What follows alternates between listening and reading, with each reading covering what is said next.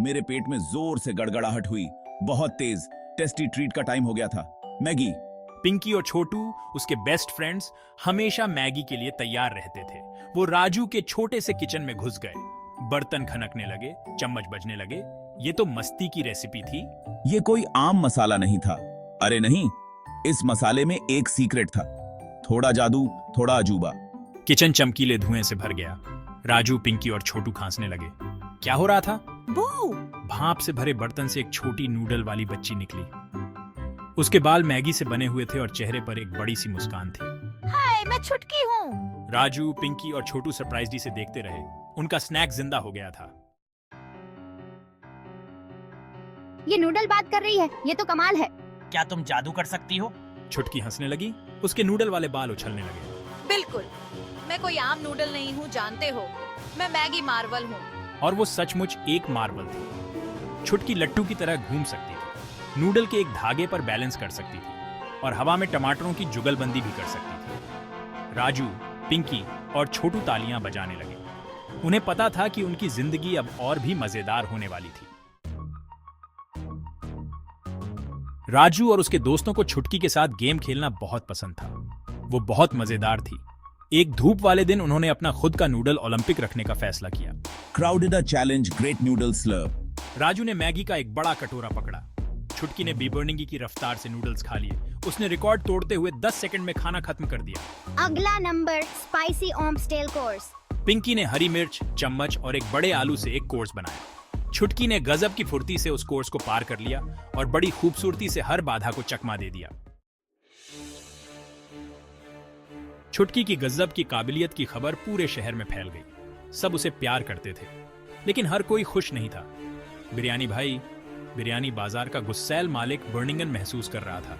बकवास, मेरी स्वादिष्ट बिरयानी के सामने नूडल्स कुछ भी नहीं है। बिरयानी भाई गुस्से में राजू के घर पहुंच गया। उसकी मूंछें गुस्से से फड़फड़ा रही थी। मेरी बिरयानी सबसे अच्छी है। मैं तुम्हें कुक ऑफ के लिए चुनौती देता हूँ। राजू, पिंकी, छोटू और छुटकी तक सब हाँफ गए। Cook of? मैगन बिरयानी भाई के खिलाफ? ये तो बहुत गंभीर बात थी। कुक ऑफ का दिन आ गया। टाउन स्क्वायर उत्साह से गूंज रहा था। बेहतरीन चावल के व्यंजनों का मेरा भव्य प्रदर्शन देखो। मसालों की खुशबू जजों का दिल जीत लेगी। राजू और उसके दोस्त बर्निंग दी काम करने लगे। छुटकी मैगी में अपना खास जादू मिला रही थी। चिंता मत करो राजू, मेरी नूडल पावर हमारी मैगी को अविस्मरणीय बना देगी। तैयार, शुरू, बनाओ, मेयर ने घोषणा की। बिरयानी भाई ने बड़े ही करतब से अपने बर्तनों को हिलाया, चावल को हवा में उछाला और बिरयानी का पहाड़ बना दिया। वाह, इसे देखो, लेकिन हमारे पास छुटकी है। छुटकी, छोटी लेकिन ताकतवर, ने अपनी नूडल पावर का इस्तेमाल करके मैगी की एक शानदार कृति बनाई। उसने एक विशाल खाने योग्य ड्रैगन बनाया। उसके शल्क कुरकुरे नूडल्स से बने थे और उसकी आंखें मसालेदार मिर्च के गुच्छे से चमक रही थीं। ये तो कमाल है।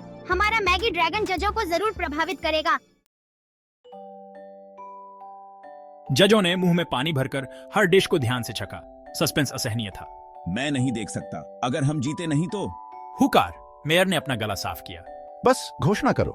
विजेता है वह रुका। बराबरी। सब लोग खुशी से झूम उठे। बराबरी? ये तो बहुत बढ़िया है। बिरयानी भाई हैरान लेकिन खुश। पूरे दिन में क्राउडेडी बार स्माइल्ड। उसने महसूस किया कि खाना प्रतिस्पर्धा के बारे में नहीं, बल्कि लोगों को एक साथ लाने के बारे में है। तुम्हें पता है, यह मैगी बहुत अच्छी है। शायद हम एक दूसरे से सीख सकते हैं। राजू, पिंकी, छोटू, छुटकी और यहाँ तक कि बिरयानी भाई ने एक ही टेबल पर खाना खाया, हंसी मजाक की और एक दूसरे की कंपनी का आनंद लिया। मैगी स्वादिष्ट थी और बिरयानी दिव्य थी। यह एक खूबसूरत दोस्ती की शुरुआत थी। यह अब तक का सबसे अच्छा दिन है। दोस्त और खाना, हमें और क्या चाहिए? छुटकी के जादू और ग्रेट फूड फेस ऑफ की बात जंगल की आग की तरह फैल गई।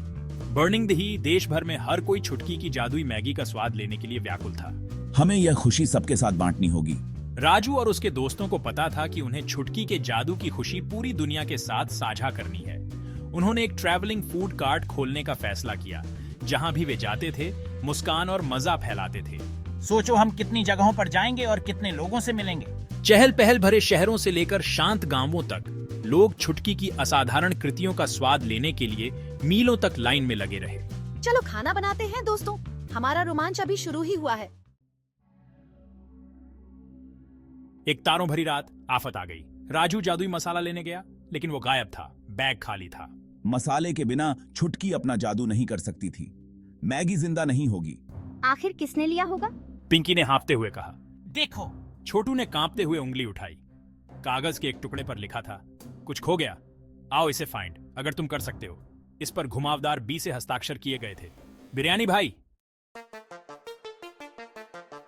राजू और उसके दोस्त बिरयानी भाई के बिरयानी बाजार पहुंचे, लेकिन कुछ गड़बड़ थी।